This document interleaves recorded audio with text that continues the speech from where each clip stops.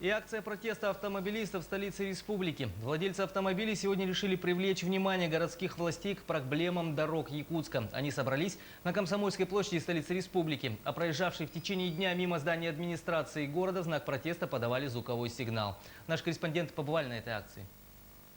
Здесь собрались люди, для которых состояние дорог – больная тема. Водители, возмущенные невниманием городских властей к наболевшей проблеме, решили сказать «нет» столичной мэрии и с помощью акции протеста выдвинуть свои требования.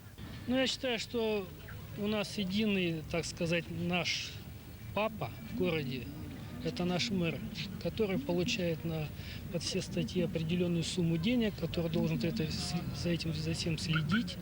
Вот все мы платим налоги. На плакатах ясно видна степень доверия простых водителей городской власти. Организаторы зачитали подготовленное инициативной группой обращение к президенту России. На момент начала митинга было собрано более 900 подписей под обращением. Этот шаг продиктован отчаянием. Другого пути разрешить ситуацию они не видят. Все остальные способы уже перепробованы. Но мы вынуждены обратиться к вам из-за бездействия руководства мэрии города Якутска по поводу вопиющего безобразного состояния дорог города Якутска. Сейчас в преддверии празднования Дня города наспех стараются залатать то тут, то там. Прямо на проезжей части высятся горы песка, что затрудняет проезд автотранспорта и создает аварийную ситуацию.